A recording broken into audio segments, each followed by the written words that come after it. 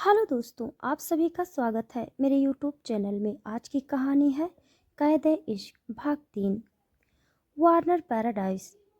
दानिश ने अपना दूसरा हाथ जिया के गाल पर रखा और अपने अंगूठे से उसके होठों को रफ करते हुए बोला, अच्छी बच्ची की तरह मेरे साथ रहो। ऐसी कोई भी हरकत मत करना जिसके बाद मैं तुम्हें पनिश करूं। बोलते हुए वो बिना पलक झपकाए जिया के होठों को देखे जा रहा था। जिया के होठ बुरी तरह से कांप रहे थे क्योंकि इससे पहले किसी ने उसे इस तरह से टच नहीं किया था। उसकी आंखों में रुके हुए आंसू दानिश के हाथ पर गिरने लगे और उसके सिसकने की आवाज से दानिश होश में आया। उसने जिया के बालों को छोड़ दिया और उसे सोफे पर ठीक से बिठाकर वो खड़ा हो गया। वो वहां से जाने लगा, तभी जिया ने उसका हाथ पकड़ लिया और मासूमियत से बोली, मेरी क्या गलती है? तुम मुझे क्यों सजा दे रहे हो? उसका सवाल सुनते ही दानिश ने उसके हाथ की तरफ देखा और फिर उसका हाथ अपने हाथ में लेते हुए वो फिर से उसके सामने बैठ गया। जिया अपनी आंसू भरी नजरों से उसे देख रही थी, लेकिन दानिश की नजरें जिया के हाथ पर थी। वो जिया के हाथ को सहलाते हुए बोला, सो सॉफ्ट। उसकी बात सुनते ही जिया की नजरें अपने हाथ पर गई और उसने जल्दी से अपना हाथ पीछे खींच लिया। उसकी इस हरकत से दानिश के चेहरे पर गुस्से वाले भाव आ गए और वो अगले ही पल उसने जिया के बालों को अपनी मुट्ठी में भरते हुए उसने अपने करीब खींच लिया। जिया की हल्की सी चीख निकल गई और वो हैरानी से दानिश को देखने लगी। दानिश उसकी फॉरेस्ट ग्रीन आंखों में देखते हुए बोला, don't you dare little girl. उसे गुस्से में देखकर जिया डर गई और धीरे धीरे रोने लगी। दानिश ने उसे छोड़ दिया और गहरी सांस लेकर वो कमरे से बाहर निकल गया। मित्तल विला। एक कार विला के सामने आकर रुकी और उसमें से एक अधेड़ उम्र का आदमी बाहर आया। उसके चेहरे पर गुस्सा साफ साफ दिखाई दे रहा था। उसने अपने कदम अंदर की तरफ बढ़ा दिए। कुछ ही मिनट में वो हॉल में खड़ा था। उसकी नजरें किसी को ढूंढ रही थी क्योंकि इस वक्त वहां कोई नहीं था।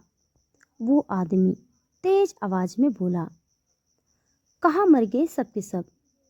उसकी तेज आवाज सुनते ही रश्मि और अखिलेश अपने कमरे से बाहर आ गए। उस आदमी को देखकर स्मृति धीरे से बोली, पापा।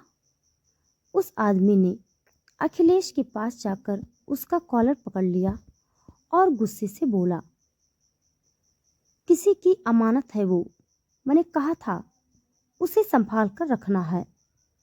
इतनी बड़ी बेवकूफ़ी कैसे कर दी तुमने? अखिलेश शांत लहजे में बोला, पापा आप शांत हो जाइए, उसे कुछ नहीं होगा। वो आदमी अखिलेश के पिता धनराज मित्तल है। धनराज जी ने अखिलेश को छोड़ दिया और सोफे पर बैठते हुए बोले, तुम्हें अंदाजा भी है? दानिश वार्नर को उसके बारे में पता चल गया तो क्या होगा? वो उसे हमसे छीन लेगा। वो भी अपने बाप की तरह खुदगर्ज है। स्मृति ने जल्दी से पानी का गिलास धनराज जी की तरफ बढ़ाते हुए कहा, पापा वो कुछ नहीं करेगा। उसने वादा किया है कि वो जिया को महफूज रखेगा। धनराज जी ने पानी पिया और स्मृति की तरफ देखते हुए बोले, दूसरों से महफूज रखेगा और उसका खुद का क्या? जब उसे जिया की सच्चाई पता चलेगी तब क्या? स्मृति ने अखिलेश की तरफ देखा तो वो जल्दी से बोला, पापा आप जानते हैं उसके खानदान की असलियत सामने लाने के लिए मैं कई सालों से इस मिशन पर हूँ। बड़ी मुश्किल से सारे सबूत मेरे हाथ लगे हैं। धनराज जी कड़क आवाज में बोले, तुम्हारे मिशन के लिए तुम मेरी पोती को दांव पर लगाओगे? उनका सवाल सुनकर अखिलेश चुपचाप उन्हें देखने लगा। धनराज जी खड़े होकर बोले, इस मिशन से भी ज्यादा जरूरी है मेरी पोती। वो अमानत है किसी की, हम उसे नहीं खो सकते। बोलते हुए वो एक कमरे की तरफ निकल गए। स्मृति और अखिलेश चुपचाप उन्हें जाते हुए देखते रह गए। Warner palace, UK. एक औरत हॉल में सोफे पर बैठी थी और उसके चेहरे पर कोई भाव नहीं थे। वो औरत दिखने में बहुत ही खूबसूरत थी और उसकी स्टील ब्लू आंखें इस वक्त एक आदमी को घूर रही थी। वो आदमी इधर से उधर चक्कर काटते हुए गुस्से में बोला, ये लड़का कब सुधरेगा सारा? इस बार उसने लिमिट क्रॉस की है।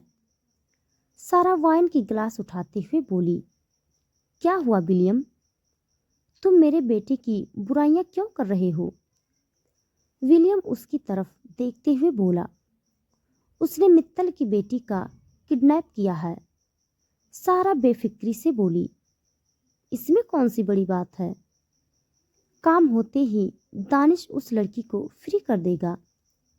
तुम्हें पता है ना, उसकी चॉइस बहुत ही अलग है। वो किसी ऐसी वैसी लड़की को मुंह नहीं लगाता।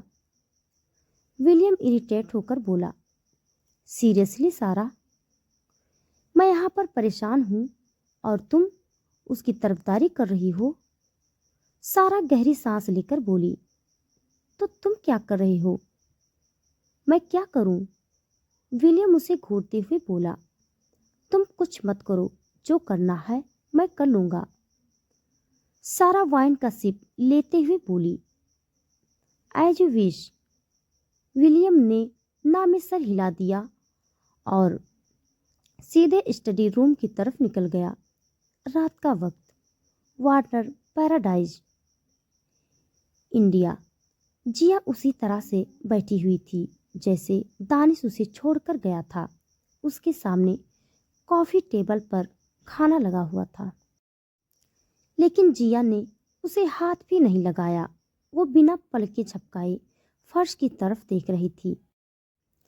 तभी एकदम से बेडरूम का दरवाजा खुल गया। जिया ने झट से दरवाजे की तरफ देखा जहां दानिश खड़ा था। उसके बाल बिखरे हुए थे और उसकी स्टील ब्लू आंखों में हद से ज्यादा गुस्सा नजर आ रहा था। वो तेज कदमों से जिया के पास आ गया और उसने जिया के बालों को अपनी मुट्ठी में भरते हुए उसे खड़ा कर दिया।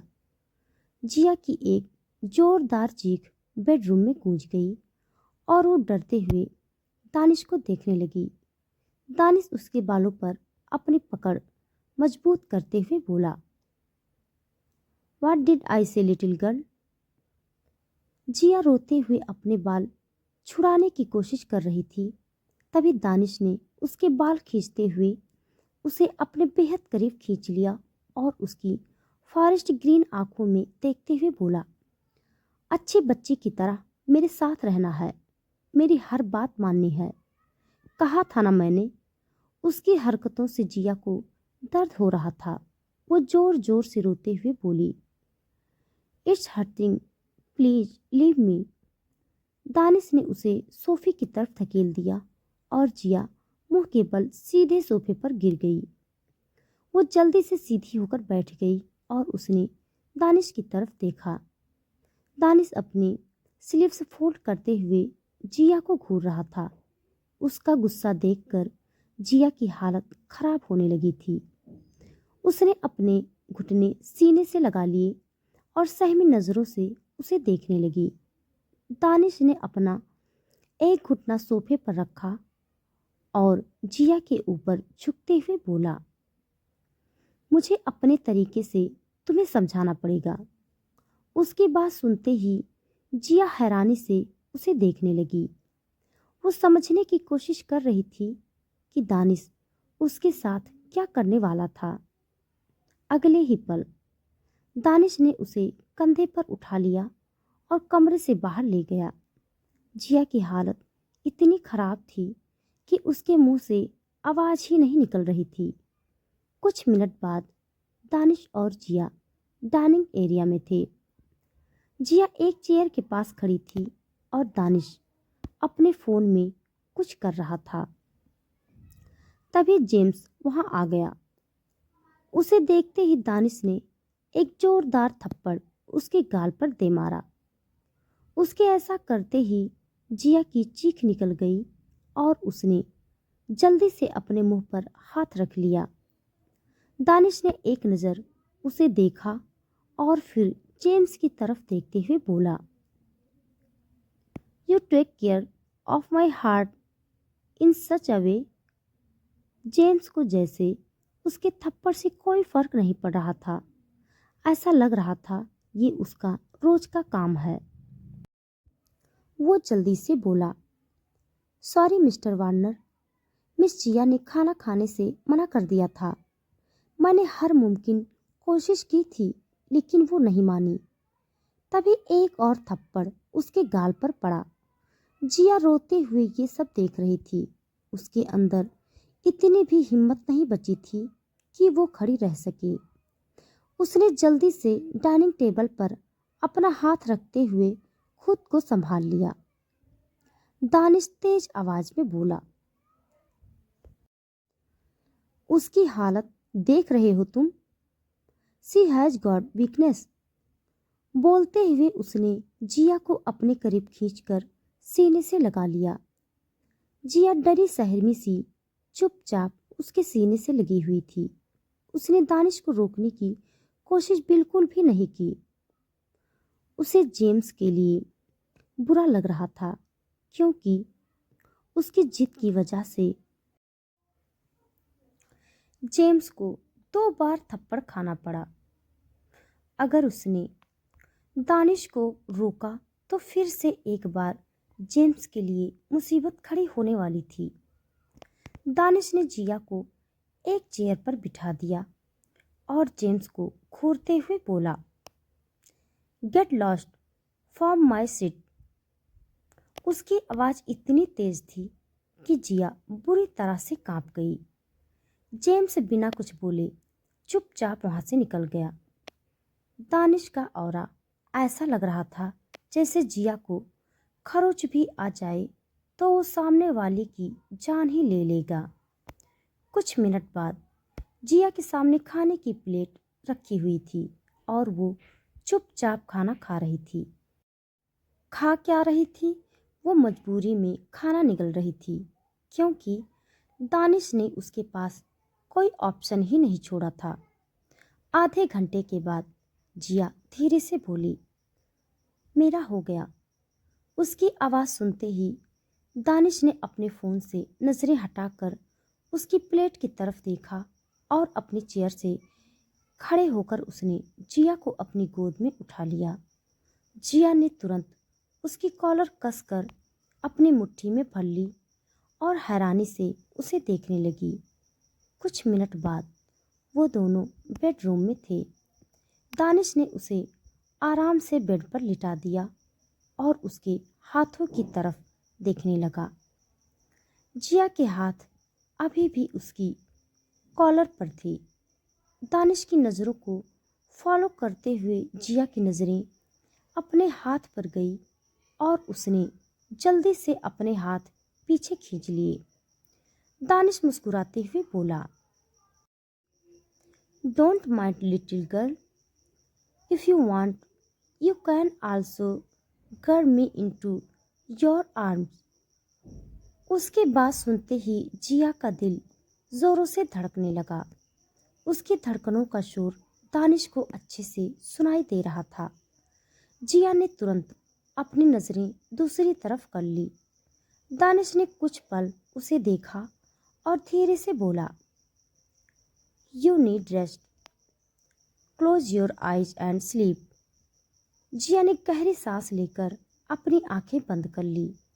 दानिश ने उसे ब्लैंकेट से कवर कर दिया और अपना लैपटॉप लेकर सोफे पर बैठ गया।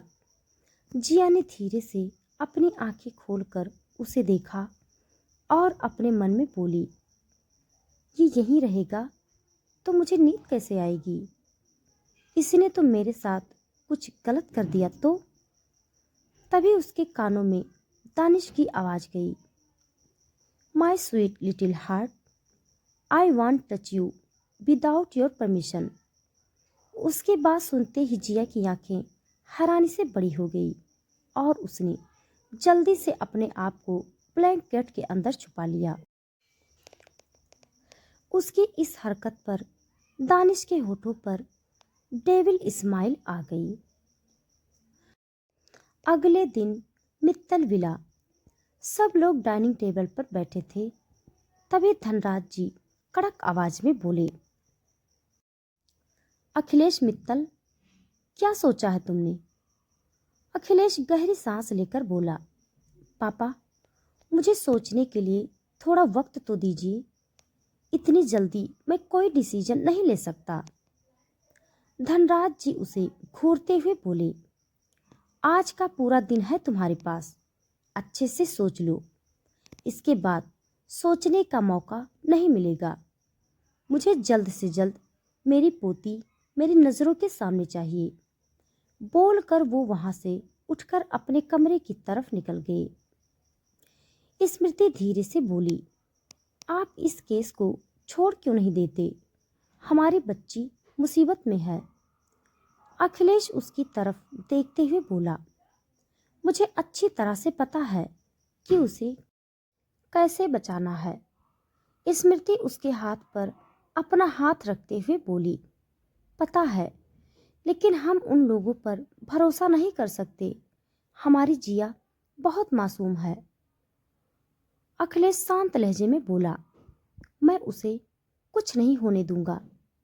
स्मृति जल्दी से बोली, आई होप कि जिया जल्दी हमारे पास आ जाए।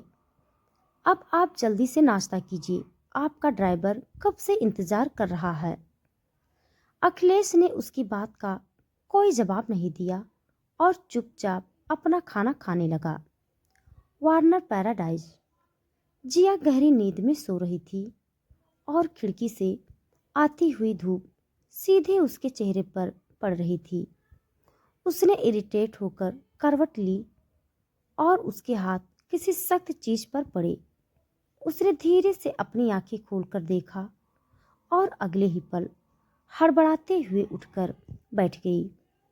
दानिश बेड पर अपनी कोहनी टिकाए हुए उसे ही देख रहा था। इस वक्त उसकी अपर बॉडी पर शर्ट नहीं थे, उसने सिर्फ अपनी पैंट पहनी हुई थी। वो डेविल स्माइल करते हुए बोला, what happened little girl, why are you scared? Jiya जल्दी से बेड से खड़ी होते हुए बोली, मुझे वॉशरूम जाना है। बोलकर वो वॉशरूम की तरफ बढ़ गई।